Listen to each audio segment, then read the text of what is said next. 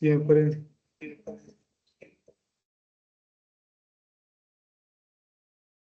siempre observar si hay signos clínicos de infección, eritema, edema, equimosis, o si hay laceraciones o alteraciones que puedan producir una manipulación a nivel de la articulación. Vamos a ver cómo se ve la movilidad articular y, lógicamente, cómo se ve el paciente respecto a la patología de cadera.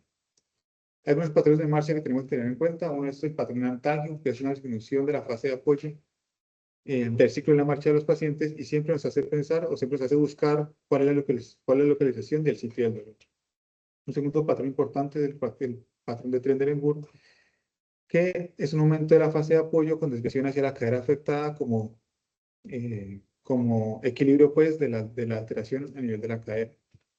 Tenemos un ejemplo de una paciente con una marcha en Trendelenburg por alteración de la cadera izquierda. Vemos que trata de equilibrar el peso hacia la cadera debido a una displasia.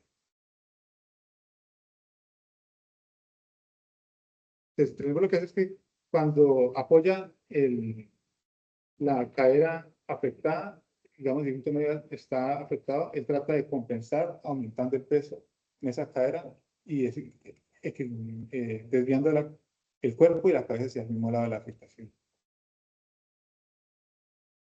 Sí, pues.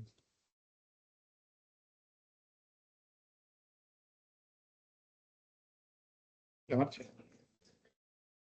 La mayoría de casos es porque hay una alteración del glúteo medio. Estabiliza la cadera contralateral en la marcha.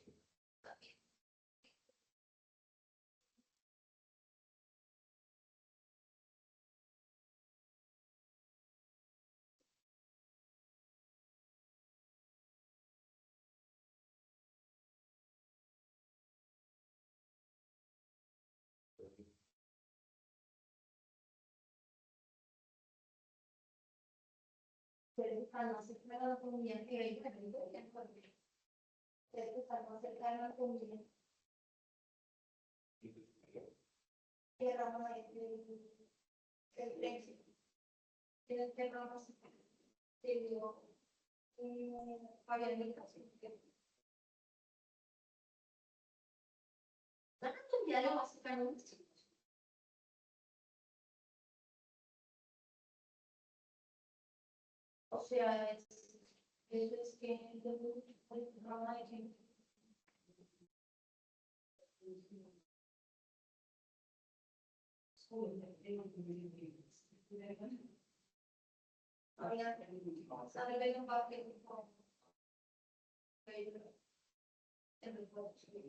uy, eso es. A ver, ¿qué es la inteligencia artificial? Porque 4 segundos.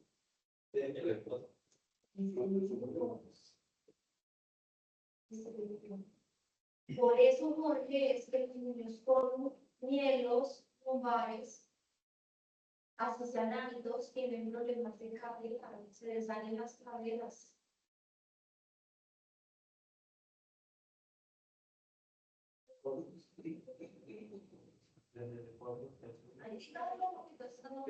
Que tenía cosas desde el 4 hasta el 5.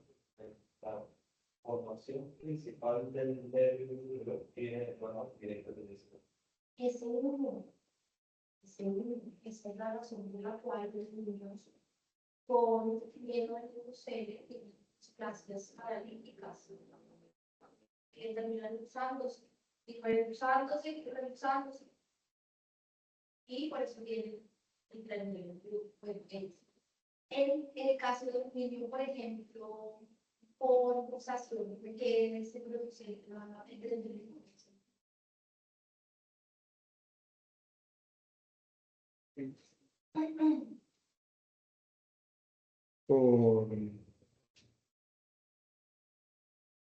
Supongo yo que es por dolor o por... Pues, ¿qué más en este recinto respecto al congelo? Porque se produce el tren del embudo. Ya dijimos una. ¿Sí? O sea, por lesión del estudio médico, por lesión en el pleno impulsando de enriquecimiento. ¿Qué más? Porque se produce el tren del embudo en un niño con luxación de la cadera. No, yo creía que por dolor y por equilibrio del, por dolor creía yo, pero no estoy seguro.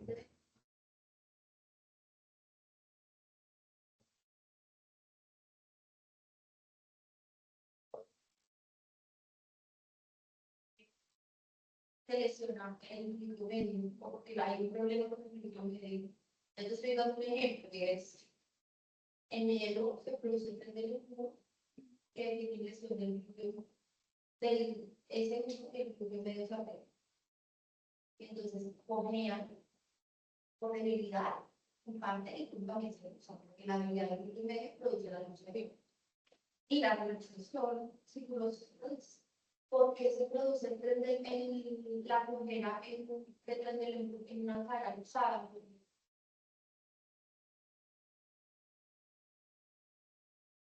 Sí, como hay déficit de glúteo medio. Porque se déficit. Y hay una lección de base. ¿Cuál es la lección de base? Entonces, en este caso, digamos, si hay, por ejemplo, que usted pone el hielo, puede haber eso Hablando de luxación, porque es una luxación de cara. No tengo claridad. Hay déficit del glúteo medio, que es el que retiene o hace la coaptación de la cabeza hacia todo. Pero no sé, No es el glúteo medio, es una cosa. Está bien. Pueden tener su para estuvimos. Piense, no le toque un poco, piense. Fabián, piense. ¿Por qué cree usted que se va a producir el cambio? No, es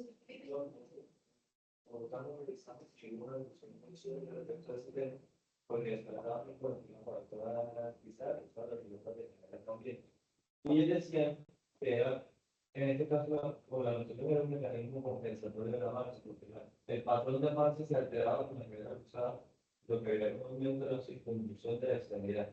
Entonces, que al no tener el apoyo suficiente de la circunvolución, esto llevaba, desencadenaba todo el patrón de alteración muscular por la pérdida de relación articular. Y que al alterar el patrón de la marcha, lo que hace que se requiera, se mencionaba una marcha diferente de muscular y porque es una debilidad muscular, que también es una alteración de la articulación.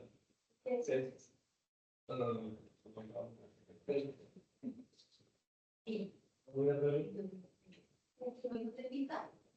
Pintar. ¿Puede ser pintable?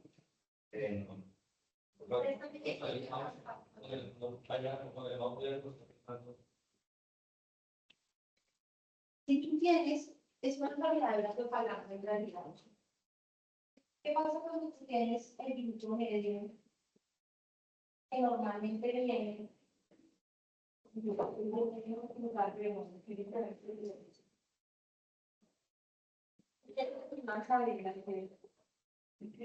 durante el siglo, digamos. Esto es una regla. Y esto es mi medio. Esta tensión aquí, esta longitud de las fibras, mantiene tenso el músculo. Cuando tú tienes una cadena,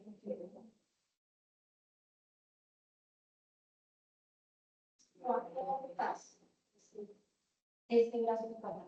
Y eso es lo que el acortar es una propaganda que pone en lo que produce. Es lo que decían ellos, que la alteración se produce más que por lesión muscular, por la alteración de la relación anatómica. Entonces, que era, o sea, más que hacer la carrera compensatoria, era un movimiento de circunvolución para poder llevar la marcha. Eso es lo que cambiaba. Lo que pasa es que él no es capaz de liberar la presión. Si esto tiene las dos cosas en realidad, porque cuando tú tienes este cuerpo, debilitas la pelvis del otro lado que se toca compensar, ¿sí? Pero además también debilitas el músculo como tal, la masa muscular.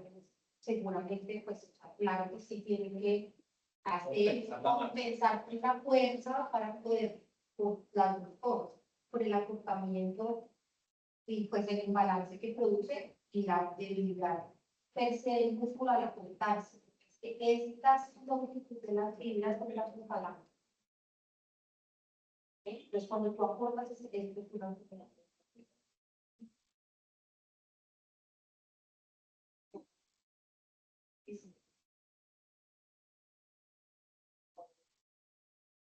así.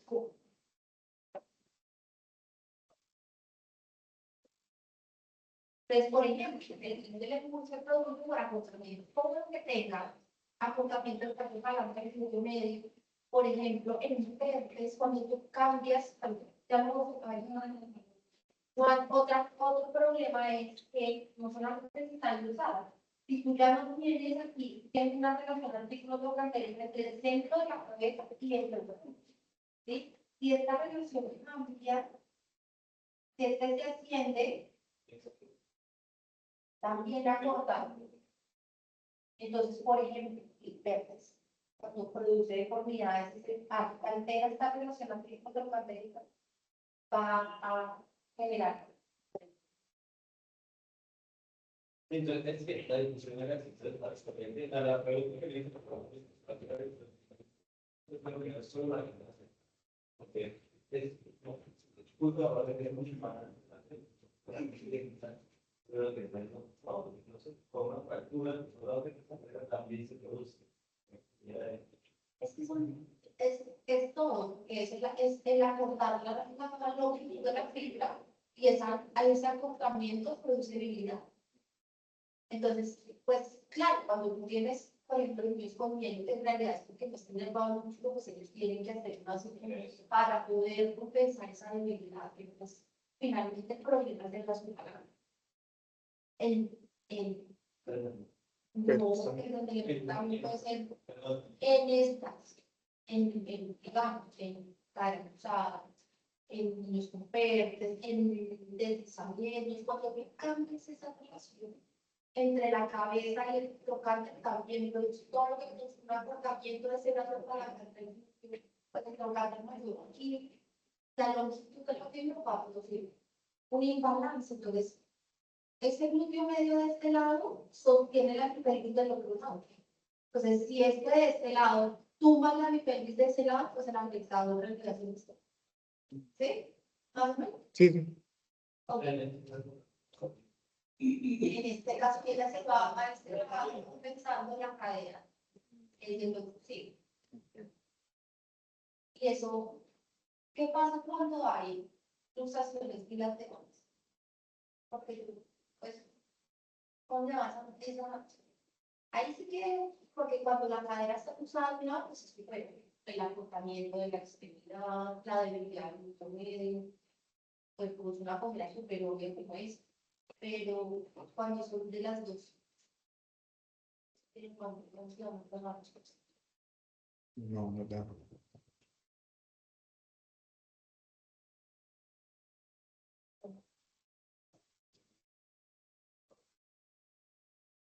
Ninguna.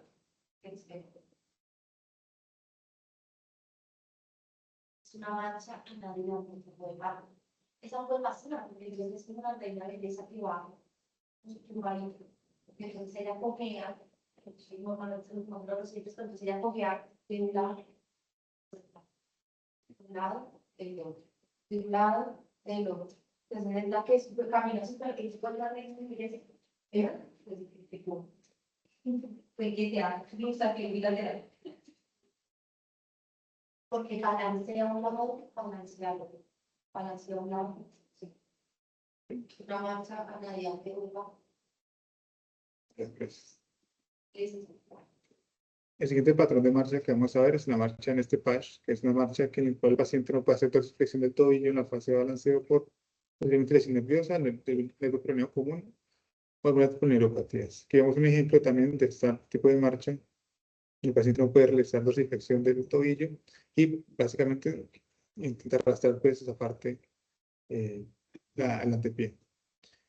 El siguiente patrón de marcha que vamos a ver es la marcha en equino, donde no hay una no hay un apoyo en el talón debido a la espasticidad que tiene o la imposibilidad para hacer dorsiflexión o a la espasticidad en plantiflexión del pie, lo que obliga a que el paciente eleve la rodilla para poder tener una marcha equilibrada, o sea por espasticidad de los gastrocnemios o por el tendón patelar.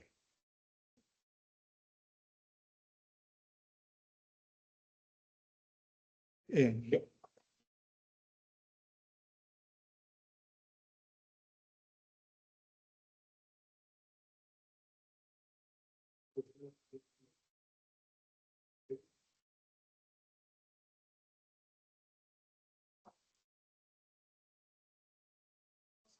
No puede hacer dorsiflexión en la última fase del balanceo para poder hacer el choque. Entonces, arrastra el pie para poder caerse, ahí es el tiempo de compensar, porque podría compensar como una base de una muchacha de ese tipo. Tendría que compensar eso. Porque es que si yo estoy arrastrando el mismo tiempo, yo no soy capaz de hacer esto, no soy capaz de moverlo durante el contacto inicial, pues lo mejor así, ¿cierto? Ah, bueno, otra cosa, no estoy levantando el pie durante toda la fase de la que estoy haciendo la mente.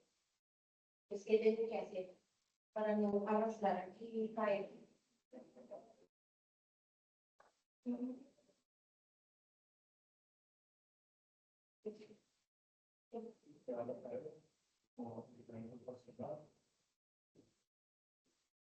Es la literatura más es el golpe, es el golpe. Es una circunstancia para no tocar. Bueno, y hace un poquito de kilo para poder, digamos que tener esta pierna un poquito más larga. Es un poquito de kilo la otra y con una circunstancia para no arrastrarla mucho parte. Y eso se ve en lesiones del bebé. En pacientes, y otros pacientes se ven mucho también.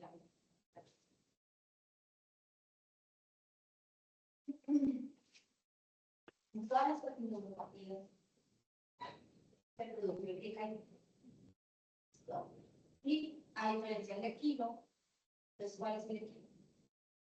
La marcha que el paciente está en dorsiflexión sostenida, en plantiflexión sostenida, y tiene que sí elevar rodilla o cadera para poder eh, equilibrar la marcha.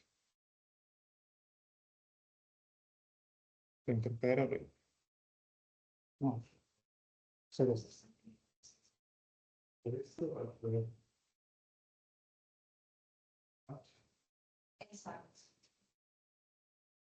O sea, ese es como caminar también, porque si estás poniendo unos 12 puntas, es que esta pierna funciona como una pierna frontal. Compensa manteniendo la rodilla y la cadera funciona porque esa pierna funciona como si estuviera. Todas esas cosas, pues no pueden entrar en paciente solamente viendo la entrada con el no, y esto no es solo para ellos. O sea,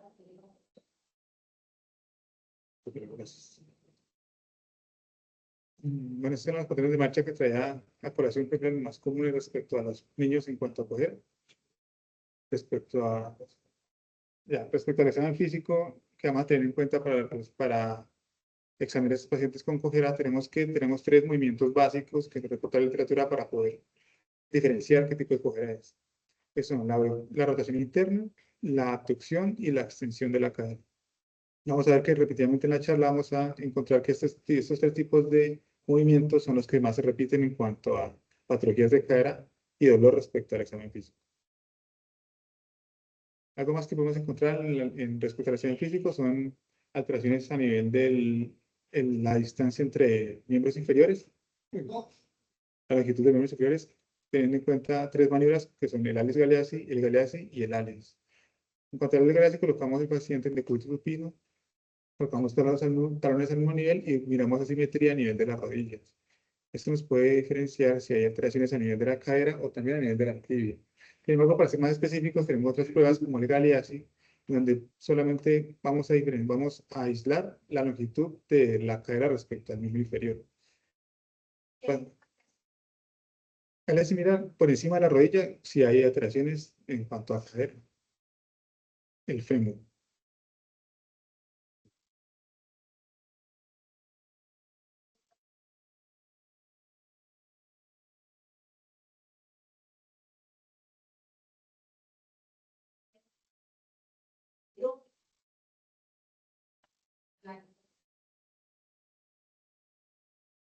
Es en cuanto a gracia. Y en cuanto a Alice, el paciente de decúbito prono, aquí aíslo solamente los segmentos por debajo de la rodilla y vemos si hay alteraciones de la tibia.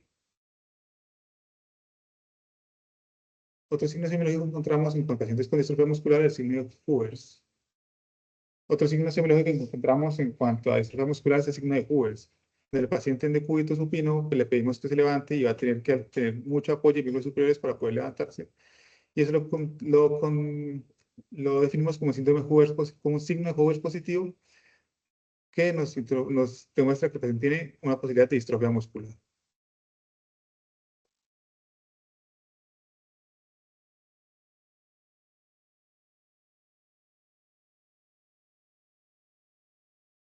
Caminar.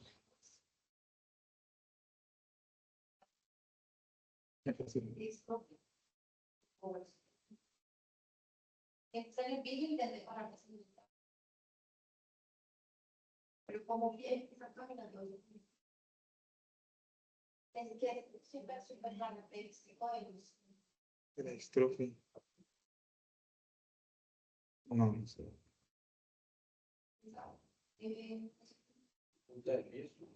Empiezan poniendo el equilibrio para compensar el centro de gravedad. Y entonces eso que hace que se vea que es súper como si tú estás pensando que fuese una distrofia muscular inicialmente que no puede mirar.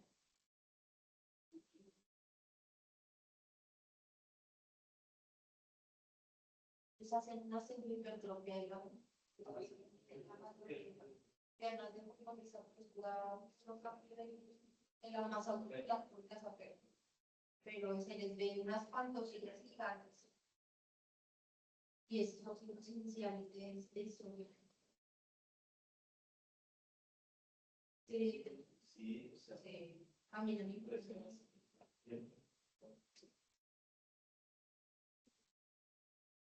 Vamos a pasar a ver ahora entonces varias de las patologías o algunas cuantas de las patologías más comunes respecto a acoger a niños. La primera que vamos a ver es la sinovitis transitoria de los niños, que se define como una inflamación específica de la sinovial.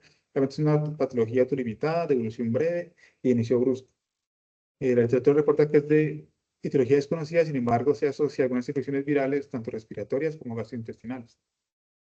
O también se ve reportado en pacientes que tienen trauma a repetición, pacientes que hacen bastante ejercicio, que tienen trauma a repetición, puede también producir una sinusitis transitoria. En cuanto a epidemiología, es una patología bastante frecuente. Esta semana tuvimos una paciente con sinusitis transitoria. La edad promedio que es en la que se presenta es de los 3 a 10 años. Se reporta que la cadera derecha es más importante, la más afectada y es más prevalente en hombres que en mujeres, en niños que en niños.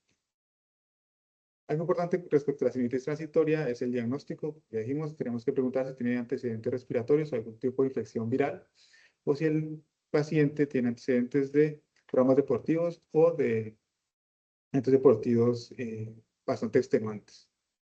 Respecto a este diagnóstico, en cuanto al examen físico, vamos a tener que los pacientes tienen un dolor irradiado al muslo o a la rodilla. Y es aquí donde se nos da una pequeña máxima en medicina que dice que la cadera, la rodilla llora por la cadera, es una representación de imagen artificial para poder ser un poco más de alto.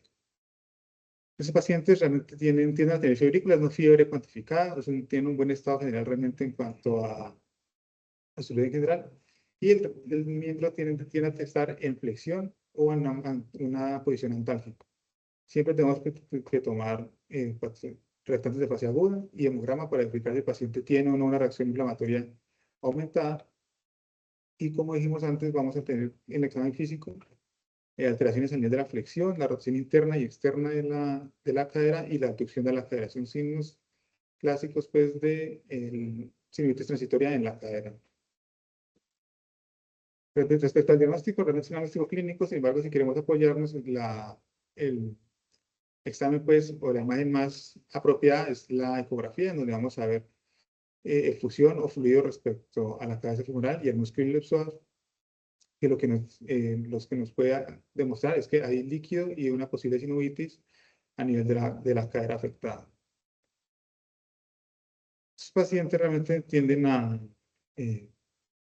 mejorar en corto plazo, sin embargo, hay que hacer un seguimiento estricto para vigilar las alteraciones o las complicaciones a largo plazo. La literatura reporta que necesitan reposo estricto, sin embargo, esto en pacientes pediátricos pues, es algo difícil. Sin embargo, hay que buscar maneras pues, para que el paciente tenga reposo en sedestación o estímulo en sedestación. La literatura habla que tenemos que formular analgesia y no antipiréticos en los pacientes para evitar posibles enmascaramientos de complicaciones a futuro. El control de la temperatura nos dice que solamente a libre demanda, a persona demanda y no un control estricto de temperatura. Algo importante de los pacientes es que tenemos que pues, informar a la familia pues, o al familiar que paciente que se presente fiebre o paciente que tenga alteración en el estado basal o paciente que tenga una alteración en la movilidad de la cadera, pues tiene que reinterpretar por urgencias. Es acá donde pasa algo interesante pues, en medicina y pediatría, y es que hay estudios que demuestran que la visualización de los padres hacia los hijos tiene una sensibilidad bastante alta, casi 92% respecto al patrón o la lesión grave del niño. Es decir, en pediatría, que un padre vea un hijo enfermo es un signo como de alarma. Sin embargo, la especificidad es un poco baja, porque hay una alteración alta en cuanto a falsos positivos. El seguimiento de los pacientes debe ser estricto, siempre a las 48 horas para descartar una artritis séptica. Preguntar si ha tenido fiebre o no, o alteraciones a nivel articular para descartar la artritis. El control del estado general realmente debe ser a los 21 días. Y para vigilar evolución a complicaciones a largo plazo, se pueden hacer seguimientos a más o menos 3, 4 meses para vigilar si el paciente no está haciendo una enfermedad de Pertes o una complicación a largo plazo. Eso más o menos en cuanto a la siguiente transitoria, a grosso modo, pues, de qué podemos encontrar en cuanto a sus pacientes. Vamos a hacer un repaso pequeño en cuanto a la artritis séptica, debido a que es un tema que ya visualizamos. En general, un paciente es una afectación de pacientes menores de 2 años en cuanto a la epidemiología. La causa más común es el estafilococo aureus y se define como una infección osteoarticular de origen bacteriano en el nivel articular que puede producir una lesión y destrucción del cartílago. En cuanto a la fisiopatología, como ya la revisamos la semana pasada, puede tener 3 días de infección, una vía hematógena, una vía por continuidad por osteomielitis y una inoculación directa. Respecto a esos pacientes, en cuanto al diagnóstico, tenemos que son pacientes que realmente tienen una edad inmunológica bastante inmadura, es por eso que la fiebre es un signo poco característico de ellos, sin embargo pueden realmente realizar fiebre. Característico de ellos que van a presentar impotencia final y pseudoartrosis en los pacientes.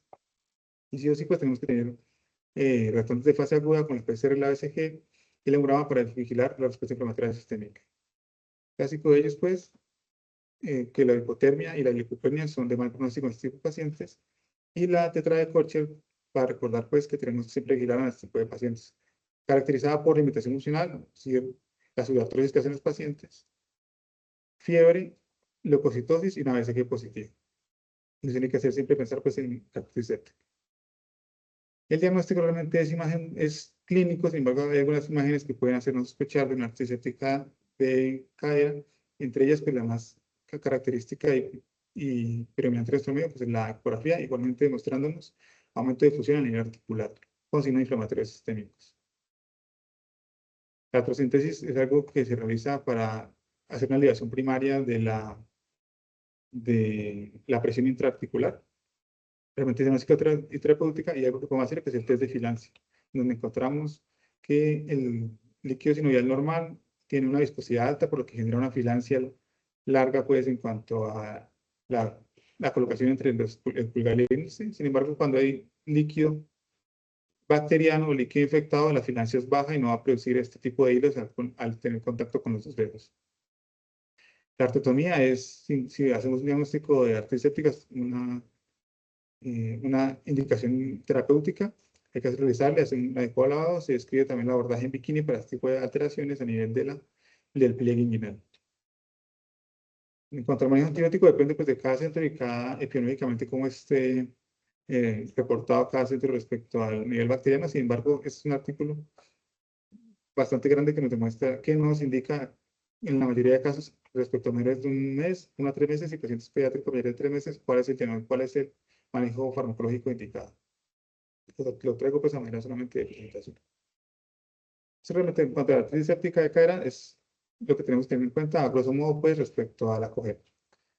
Pasamos a ver entonces qué es la enfermedad de Pertes y cómo nos producen cojera en los niños. Esta enfermedad realmente se define como un proceso patológico que causa necrosis vascular de la cabeza femoral. Realmente tiene etiología desconocida, sin embargo, se ha asociado a estados de hipercoagulabilidad y alteraciones vasculares congénitas. Es importante ver que nos presentan 14 de cada 10.000 niños y es más prevalente en hombres que en mujeres, sexo masculino que sexo femenino.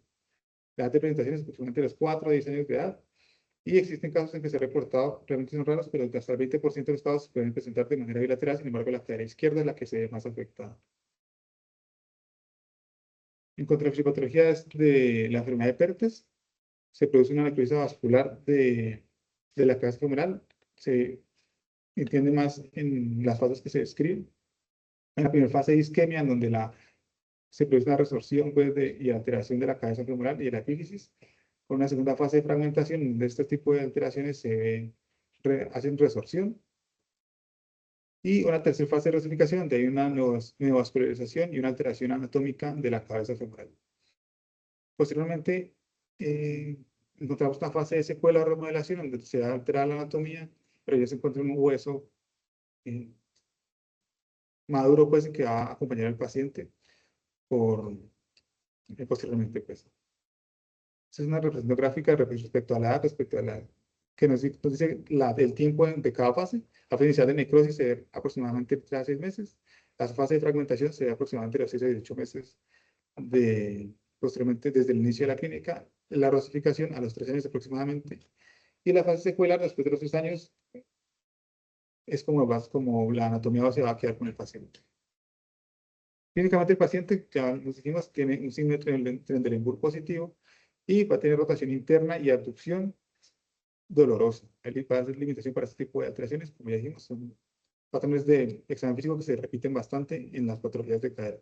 Rotación interna y abducción. Tiene también alterarse o irradiarse este tipo de lesiones o dolores hacia la cara medial y anterior del muslo.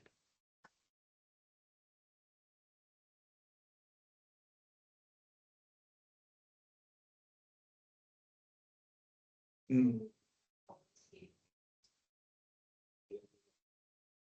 No, pues depende de la fase en la que nos encontremos. Entonces, en las primeras fases donde hay fases de isquemia, creo que el primer fase de cojera es por una mancha antálgica para aliviar el dolor pues, de la isquemia. Sin embargo, en la fase 4, que es la fase de remodelación, encontramos ya la marcha entre.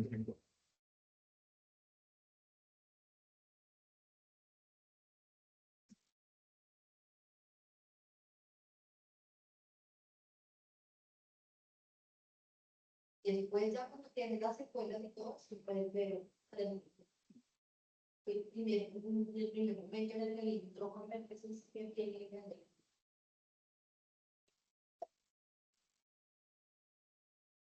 También encontramos en una serie de maniobras positivas, como son la maniobra de Patrick, encontramos al paciente con el pie encima del muslo, hacemos una abducción de la cadera y va a producir dolor. Y la maniobra del signo de Thomas, donde flexionamos la cadera, una de las caderas del paciente, y el lado alterado va a aprender a hacer una flexión. Eso nos puede también dar un signo o una indicación de que hay una posible enfermedad de Pertes en la cadera del paciente. El diagnóstico realmente se hace con una RX de posición de rana o Lowenstein. Sin embargo, a veces es difícil en este tipo de pacientes por dolor y sin embargo, una proyección axial es posible también revisar. Pues decir la literatura que se puede revisar o visualizar pues, ese tipo de alteraciones en el perto. Esa es la proyección que tenemos que tener idealmente pues, para visualizar la cabeza femoral o la epífisis. El PERT tiene una clasificación importante que es de respecto al pilar lateral de la epífisis, en donde se clasifica por la clasificación de Herring respecto al pilar lateral. Entonces, si el pilar lateral es normal, es un grupo A, es un paciente con buen pronóstico, una clasificación realmente de pronóstico. El grupo B es una pérdida del 50% de la altura y la longitud del pilar lateral, un pronóstico realmente moderado a leve.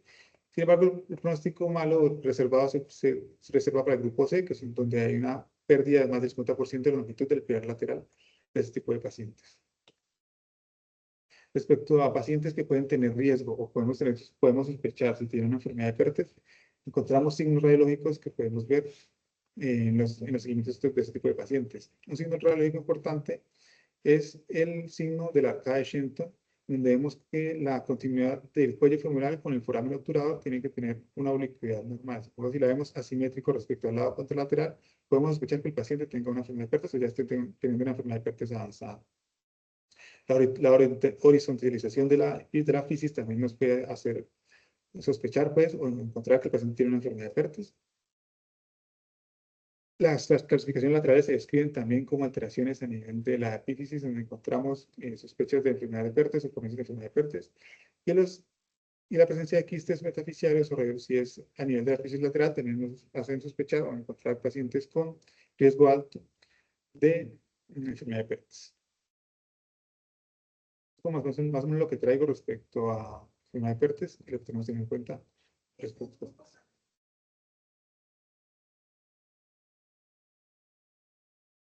todo, pero más o menos lo que quiero que se lleven de eso es que, pues, como ven, claro, que si luego lo que hay que pues, sospechar, los chinos se quedan. de los 5 a 8 años, 5 a 10 años, 5 a 10 años, no sé. Tengo Pues, años pequeños, digamos, se han visto igual. Desde los 2 hay registros, es más raro, pero puede pasar. Y también en niños grandes, o sea, no quiere decir que no haya pérdidas después de los 10 años, pero digamos que las relacionadas son frecuentes entre los 5 y los 8, 10. Entonces hay que sospechar un niño con cojera, porque no original o en el punto o en la rodilla. Porque la rodilla y es una demasiada de cadera que se está perfecto. Y que al principio la cojera será por arcánica, pero que ya cuando quieres saber, por ejemplo, pérdida de limitaciones de la movilidad, que es lo que estamos hablando de la pérdida de la visión, la rotación interna, pues empiezas a ver el tipo de movimiento. Y pues ya cuando vean las secuelas, pues entonces están en el involucro acosamiento, por debilidad en todo lo que acabamos de hablar. Ya no puedo hablar de Y en cuanto a una cuarta alteración que nos produce cojera importante en nuestro medio es la epifisiolisis femoral, o deslizamiento de cadera. O sea, se define como un deslizamiento epifisiario femoral proximal que se asocia a movimiento transnacional del cuello y no de la cabeza del fémur. La etiología realmente tiene factores intrínsecos y extrínsecos, se describen factores endocrinos en un bajo porcentaje, sin embargo, se ve asociado bastante a sobrepeso y a obesidad en este tipo de pacientes, por fuerzas de estrellamiento a nivel de la cabeza femoral. Epidemiológicamente es una patología que se presenta más o menos en el 2 a 13%, 2 a 13 de cada 10.000 niños, presentándose igualmente que las anteriores, más en sexo masculino que femenino. Es de pacientes adolescentes, 12 a 13 años, se describe en la literatura, y el 80% de los casos se trata de forma unilateral. En cuanto a la epifisiolisis, para hablar de grosso modo, encontramos que igualmente encontramos dolor en el músculo de la rodilla, más o menos en un 46% se ve definido, y la claudicación progresiva de grado variable se da hasta el 90% de los pacientes. Entonces, es decir, el paciente va a tener cojera y dolor en la ingle aproximadamente el 90% de los casos. Es un dolor realmente súbito que se asocia a posición funcional, y en los casos más graves se encuentra un 6% de pacientes con flexión en cadera extrarrotada. Ya vamos a ver qué. Este mapa es un resumen gráfico de lo que es la enfermedad de Perthes, un deslizamiento. Este cono representa la cabeza femoral, deslizamiento realmente del cuello y no de la cabeza queda en el acetábulo y el cuello es el que se empieza a deslizar respecto a la articulación. Más en niños, adolescentes, con dolor en cadera, con rasgos pues, de obesidad. Y lo que nos refleja la imagen también en resumen es que el tratamiento es una colocación de un tornillo, ya vamos a ver qué tipo, anulado, ya vamos a ver. Respecto al diagnóstico de estos pacientes, indicación inicial es una radiografía de cadera. También en posición de rana, pues se puede también tomar una panorámica de pelvis, y lo que nos encontramos es varios signos semiológicos que pueden hacernos sospechar este tipo de patologías. Un signo importante es el signo de Stier, en donde encontramos que hay una densidad radiográfica de cizallamiento o de sobreposición de la parte medial de la metáfisis y la epífisis, que vemos en la cadera izquierda, así que a diferencia de la cadera derecha. Nos sobreponen estos dos fragmentos y nos hacen sospechar que hay una epifisiolisis femoral. Otro segundo signo radiológico es la línea de Klein. Trazamos una línea desde la parte anterosuperior del cuello femoral, y esta línea tiene que sí o sí atravesar la epífisis del fémur. Pues como vemos en esta imagen, la izquierda está atravesando la cadera normal, sin embargo la derecha tiende a pasar más transversalmente o sin tocar, no corta la cadera. Pues eso me hace sospechar de una epifisiolisis de la cadera derecha de este paciente. Respecto al tratamiento de estos pacientes, el tratamiento ideal, pues el tratamiento convencional, lo más descrito es la fijación in situ con tornillo canulado para evitar que ese deslizamiento o estrellamiento siga progresando en este tipo de pacientes. Es el tratamiento realmente que más se ha escrito en la literatura. Sin embargo, hay otro tipo de tratamientos que se pueden en casos más graves, pero este es el criterio de población para la exposición. Eso es más o menos